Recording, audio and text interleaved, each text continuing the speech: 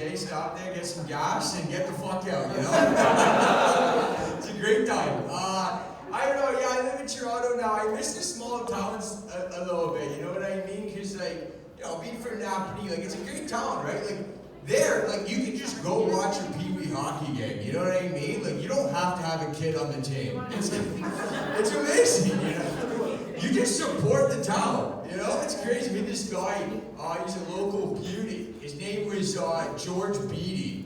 And he'd show up to every single game, and he would always say, come on, Napanee, come on, Napanee. That was his thing. And sometimes it'd be two, like, house league teams playing against each other, and he'd be like, come on, Napanee. I'm like, dude, they're both from Napanee. Like, I don't even know what team you're cheering for, like the fucking Home Hardware or the Giant Tiger, you know?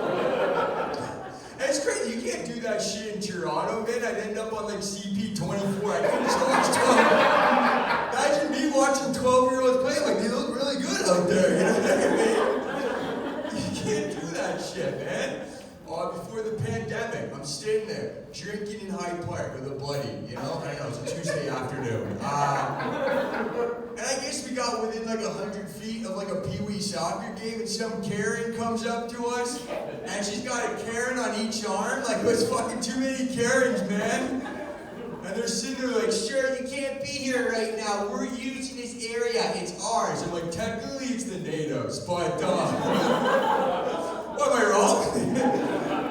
So we're sitting there, man, we're like, chill. We just want to watch some Pee Wee soccer.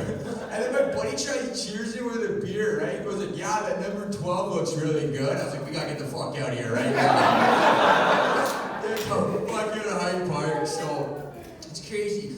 Other things I miss about this small town, you know, if you're from it, you realize like there's certain advantages. Like I feel like in a small town, like people are more likely to call your parents before they call the police. You know what I mean? I'm sure some of you got Dewey before, right? Just gotta call the mom and dad, fucking DUI. No, I'm just kidding. I had this problem when I was younger where don't judge me here, but I used to like take shits inside people's pools. Seriously, there's a problem I had. I need a better shit. Honestly, a few months ago, I went to go visit my buddy, and I was sitting on his deck, and I saw like a bunch of like pools. I was like, August 2017. Like I felt like nostalgic and shit. But it's crazy. I took my shit inside the Pearson's pool, and the dad ended up like calling my parents, not even the police. My punishment was I had to go over to their house and help their grandma move. Like, I miss those advantages, bro. It's fucking crazy. But yeah, I moved to Toronto not too long when I realized, like, if you guys notice my voice a little bit, like I sound like a little bit stoned, it's okay. You guys probably thought that.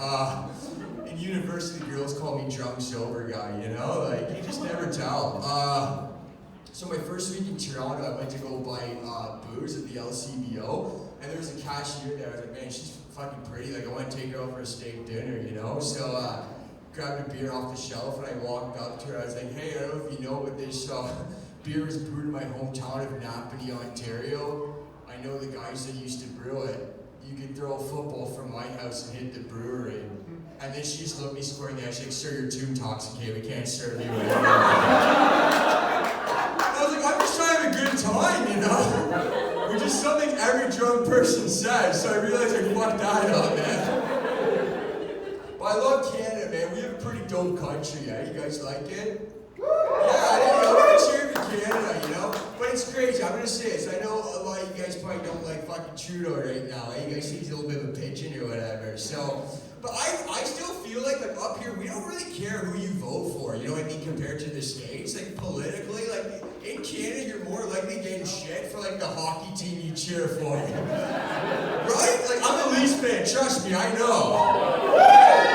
Exactly, bud, it's fucking terrible. Yeah, I know, bud, it's fucking greasy, but, and you know, down there, like, they'll do things like storm the Capitol and shit like that. We would never do that in Canada, also because our fucking, you know, apartment building's such a big lawn too, right? Like, they win it halfway. But we will riot when a team loses, like, in the Stanley Cup Finals, you know what I mean?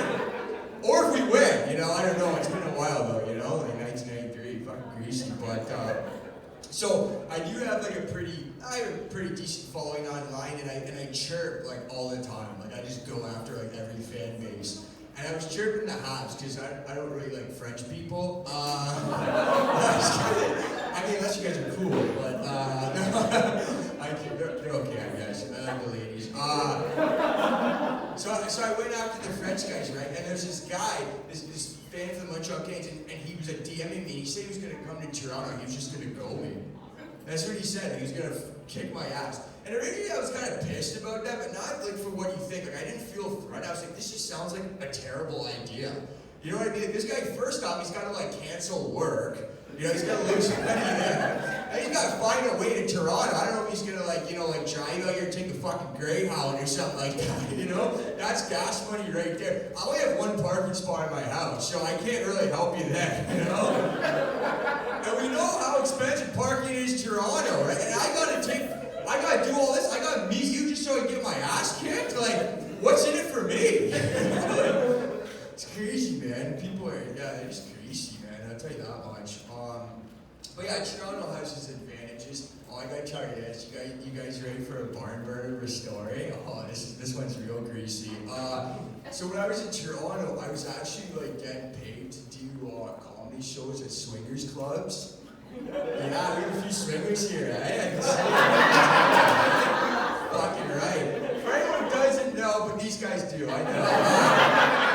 What you do is you just show up and you throw your keys into a bowl and just see who goes home with who, man. It's fucking crazy.